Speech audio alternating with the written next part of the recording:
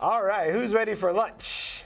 We should have put viewer discretion is advised before that video, Brooklyn. Listen, I apologize. There's no stigma here, no stigma. No. Like, it's a fact of life, like Fiona said. So thank you to Fiona and Archie. I'm bedbug free. You guys are all invited over. But yeah. Coincidentally, he's moving. It happens. Don't tell the people I'm moving.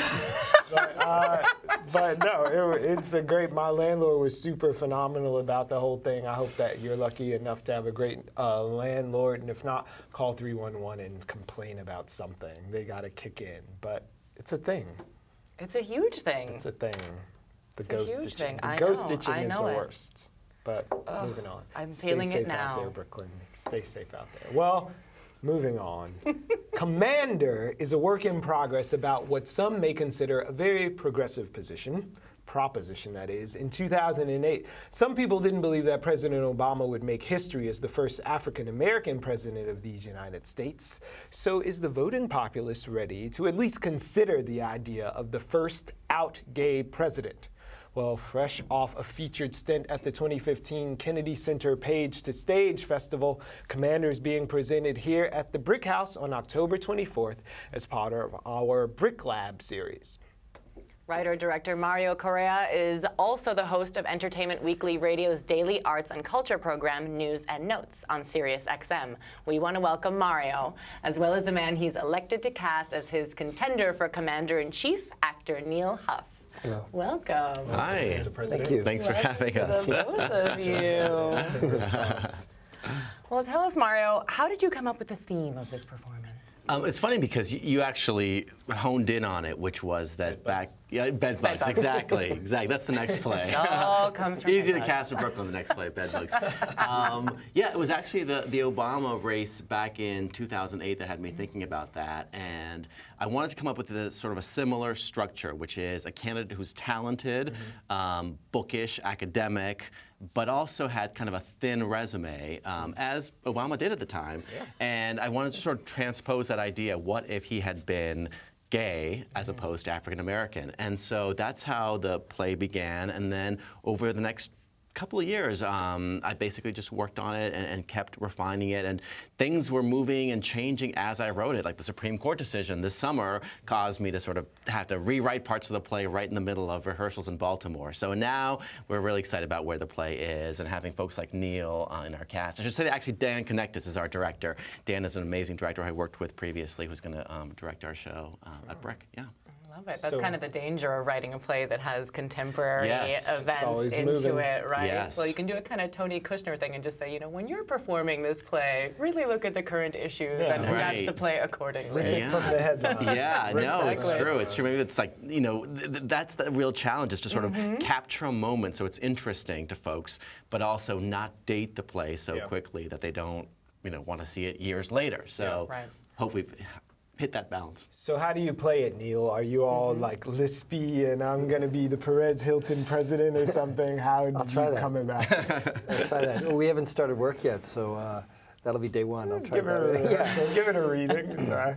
I don't know. It's funny, when Mario got in touch, it was right around the time of, I think, the first Republican debate. Yeah. And one of the things that kind of hit me was that how everyone is kind of competing with their creation myths. And that's, just trying to separate themselves from the field by being relatable. So they're trying to do both those things at once. And I think that seems to be part of the thing that's going with the guy I played, Ned Worley. He's the governor of Rhode Island, almost kind of accidentally because of an impeachment, finds himself in this kind of position, and then kind of goes, well, why not me? I've got a narrative here. So, yeah. So are you making a commentary on this politics of personality versus, you said the resume is admittedly a little bit thin, but he's got a story, by God. Yeah, well, I think so. It's funny because actually Neil and I were talking about this earlier. It used to be that when you ran for president, you had to have this, fairly extensive and very I think, hopefully well-regarded record, right, of many years. Now, that's the last thing you want. I mean, Right. what you really want to do, you want to come in there with a very, very scant public record. Yeah. You want to be as relatable as possible. outsider. Like one of the people, exactly. Right, one of the people, because politicians almost become like a dirty word. Right, I mean, exactly. you don't want to see politicians anymore. You want to hear real people. Right, no, it's the beer test. You know, do you want to have a beer with that guy? Or woman. Beer test, Yeah, exactly. And so, yeah, exactly. And so now that's what I think this candidate is thinking. Like, I'm at least as competent as all these other buffoons, you know, and plus I'm the governor of a state. And we do joke a lot in the play. His consultants aren't, you know, 100% convinced by his candidacy. So it's like, well, it's a state, but it's Rhode Island, you know. Right. But he makes it work, at least early on. You know we're online, so shout out to the folks in Rhode Island. Shout out to Rhode Island, yeah. Neil, so is it a one-man show, or are there other? There's a great cast No, here. it's a big cast. It's a big cast. Yeah, his partner is there. It figures in heavily, almost kind of the conscience of this effort to run. Well, what's your relationship like with the first laddie, as The first laddie. Jonathan Lee coined? That's I would say that's probably the most complex relationship in the play. Yeah. There's a lot going on there where I think the partner, Richard, seems to maybe know the candidate a little bit better than he knows himself. You know, it's just kind of like once he's in, he starts kind of believing, you know, what he's saying, and he's being Believing his own PR. Yeah, that whole kind of thing. And so that is I look forward to working on that. Yeah. It Who is a wants great to follow cast. Michelle Obama? Yeah, no, it's true, and you know, and the partner Richard is sort of a very kind of out there character. He's very sort of honest. Yeah, he's the Jack, I guess. Well, actually, he's being played by Brian Batt, who folks know primarily as playing Sal on Mad Men. We have a great cast: Russell Jones, Philip Bogan. When Sal left the show, I stopped watching. Oh yeah, It was over for me. Yeah, it was heartbreaking actually, and Helen Cox in our cast. So it's a terrific cast, and the idea is that those people around Ned are either propping up his candidacy, the consultants, because they have a financial interest, or in the case of the partner, are really saying to him, why are you doing this? What will this do to our relationship? Because I think we all see how running for president today is basically, I mean, it's like a meat grinder. Yeah. So why would any sane person do it? And that's one of the questions I think that we pose in the script and in the play. Why indeed? And another thing that kind of hits also is just running to get elected. That's different than running to Country. actually run the country. the Yeah, job. it seems like the real gig is to get elected, and everything else. And then you're going to gonna wake up stay the one same. morning and have to do a job after the race. Yeah. Like, Yeah. what did I ask for? So who are your inspirations? Who are you drawing from? Is it like 20% Trump, 10% Obama? All little Frank percentage? Underwood. H. Ross Actually, Perot? that's actually not much Frank Underwood, I would say, but there could be a More teeny Claire. bit of. There's definitely Obama in there, I think, you know, because he seemed. I mean, just that feeling. You know, in 2008, that feeling that the country had. I think he wants to kind of bring that feeling again to the people of this country of like, yes, there is hope. I mean, I was personally fascinated by seeing the way people reacting to Francis leaving St. Patrick's and people wanting to like just touch him and stuff. And whatever you think about the Pope or Catholicism right now, we really, it seems to me it's in our DNA as humans, we want a centralizing figure. And I think Ned sees himself as that, you know, like we can galvanize around me. And and then is that an altruistic thing or is that an ego thing? You know, so yeah. And the battle Yeah. within. Wow. Yeah.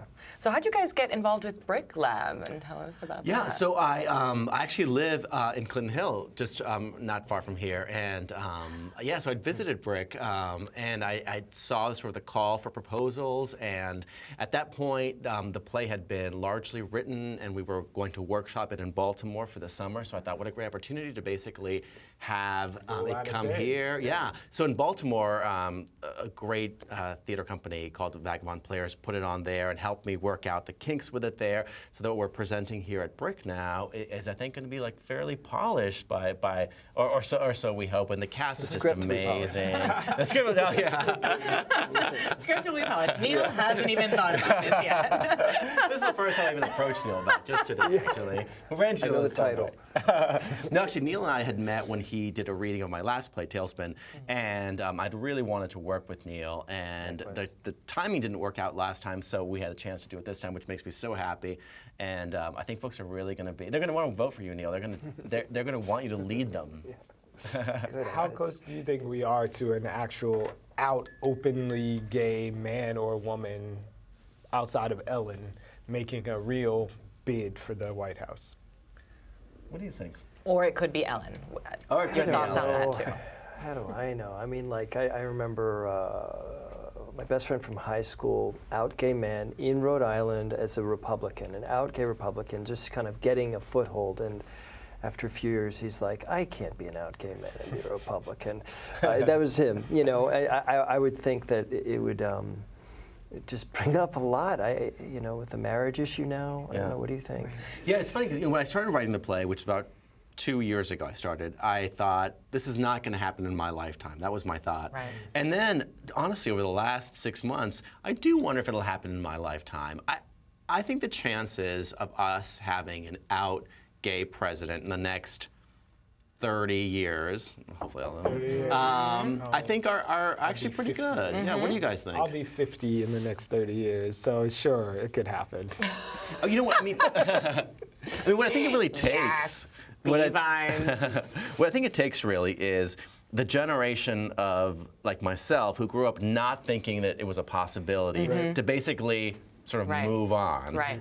It takes a generation of folks who grew up thinking that anything was possible for them to be the one to do it. And so for that to happen, I think it really is about 30 years. And then I think folks will grow up leading, kind of clean lives as like young people thinking, hey, I want to do that. Because you have to have Their someone. ambition. Right. Yes, Right. exactly. Right, You can't have who someone. doesn't inhale in high school. Right, who exactly. did all the right clubs and things. Yeah. Yeah. It's Yeah. definitely going to take an outsider, I think. outsider. I mean, it's almost like an vice evolutionary thing taking place because these outsiders kind of stumble, and it's going to take someone who sees things very clearly and yet is able to pull off that kind of Clinton breakfast thing. Right. You know what I mean? Once he's Right. in. you know? Yeah. Yeah, no, for sure. And we would pepper the play with references to things that are going on out there today as well as before. So I think we try to have some fun with the idea of like, because it's set in the present, like would this happen today, Right. as opposed to positing in the future, which is kind of fun for us to think about. Can you imagine Yeah, sort of this right happening now. in today, What the 2015, debate or would whatever be year like it is? tonight. Yeah. Yeah. All right. The dims are up tonight. We'll be watching. We'll keep our eye. Maybe someone will come out tonight. That can only help ticket sales, right? I feel like in that field it would help, right? It would only help. Absolutely. It only help. Absolutely. Well, when can we see Commander here at the Brick House? On Saturday, October 24th at 7:30 p.m., folks can go online and grab tickets. They're very affordable, $10 ahead of time. All right. It is Enjoy this and see affordable. Neil. Yeah, For a yeah. night of live theater with actors of Absolutely. this caliber, check IMDb. He's done a lot of stuff. All right, we'll see you guys there. Absolutely. The Thanks very 25th. much. Thank you, Thanks for guys. coming down. Thank you.